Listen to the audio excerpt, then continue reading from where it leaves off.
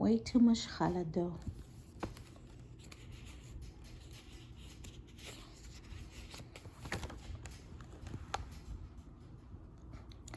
Hi there, I'm Mindy.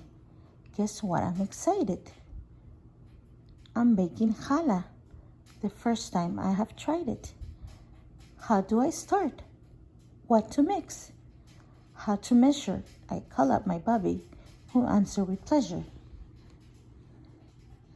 In a bowl of warm water, mix lots of fresh yeast. Add sugar and salt. Half the flour at least. Put in oil and eggs. More flour than need. If you knead for 10 minutes, you surely succeed. Just follow each step, and it doesn't take long. Just follow directions, and you won't go wrong. Thanks, Bobby, I say. That sounds really good. I hope that my challah comes out as it should.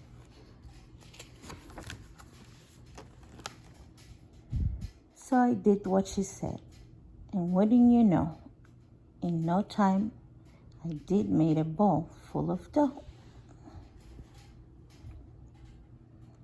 Baking challah was fun. Anybody could do it. I thought of it was hard, but there is nothing much to it. Just then the phone rang. So what could I do? My hands full of dough were as sticky as glue. I washed them so quickly. So get off the stuff. I scrubbed and I rubbed, but not fast enough. So back to the dough. I was still kind and humpy. The dough had changed. It was sticky and bumpy. I looked in the bowl and I started to doubt. Had I done it this correctly or left the yeast out? Without yeast, the challah dough simply won't grow. So I added some yeast right into the dough.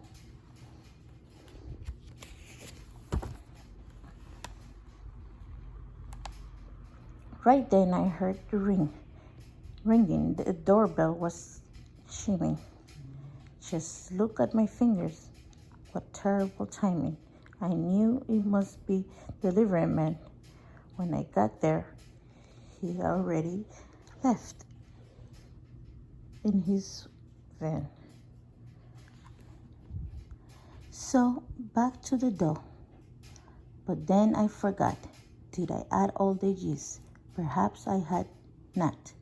Well, that's easy to fix. We have plenty of yeast.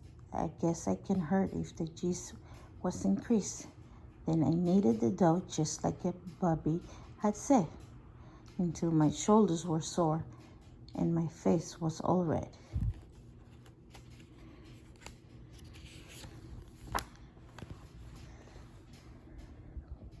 It was time for a break. I started down at the dough. I stared down at the dough and tried to tell if it had started to grow. I watched it as I lay in the bowl like a block. Maybe this yeast wasn't doing its job, so I added some more of the yeast, just in case, hoping that this would help speed up the pace.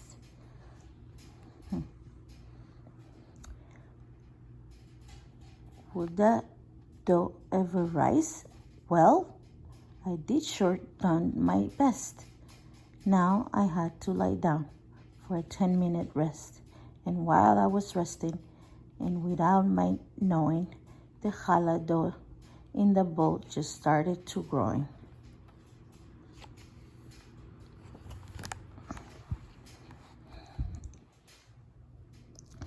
The bowl I had picked for was very large size, overloaded with fresh dough that continued to rise. I took out much bigger bowl for the dough so it would have more than enough room to grow.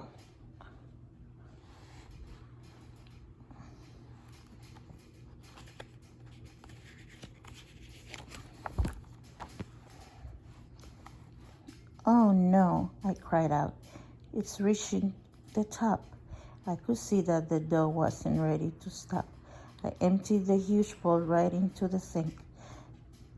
That's got to be just the right size, don't you think?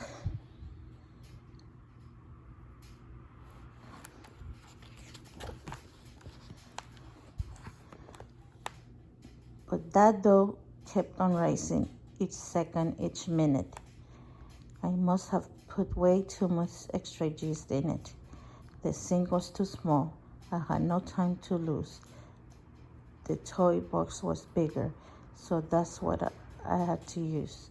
I cleaned up the toys from the box in the sink and plopped in the dough that I had dragged to the sink. The toy box was big. It had plenty of space. At least I had thought of the most perfect place.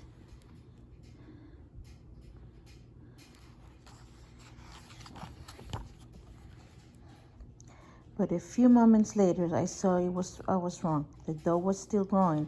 I didn't have long. I sat down the three-legged stool, and that's when I spotted my old kiddie pool. I took out the dough and got it in all, but it rose even higher, right up to my chin.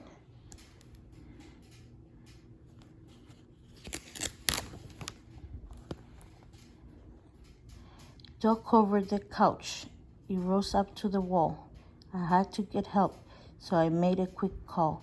"Bobby, please come," I said into the phone. "I don't think I can handle this dough on my own." Whoa.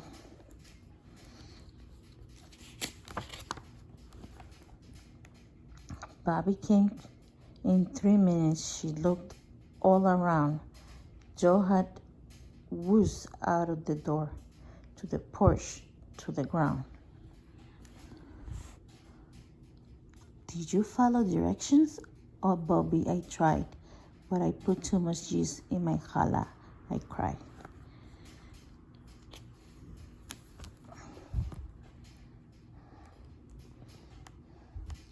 With her apron in place and a large metal tray, Bobby walked through the house and told me to stay. How could she fix this? What would she do? I want to go in the house with her too.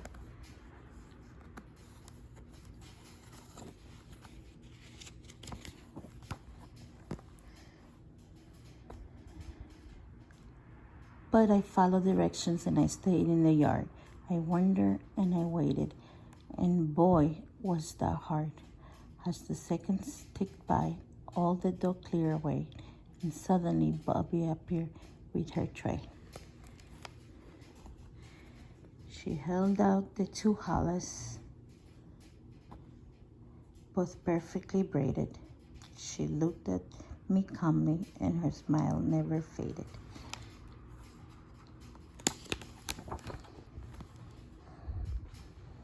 "Baking challah," she said, "doesn't have to take long. Just follow directions and you won't go wrong." I stretched out my hands. What a lovely surprise. Then all of a sudden, I opened my eyes.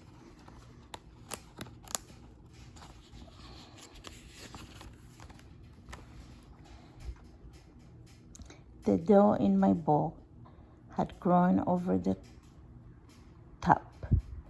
That's as far as it got, just that far it stopped. My 10-minute nap had stretched on for an hour.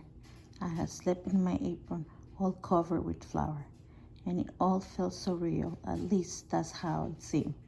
But the runaway dough was just something I dreamed. I stand up and took challah out of my dough. A small piece to burn for the mitzvah, you know. Bobby's coming for Shabbos and proudly displayed will be my special challah, completely homemade.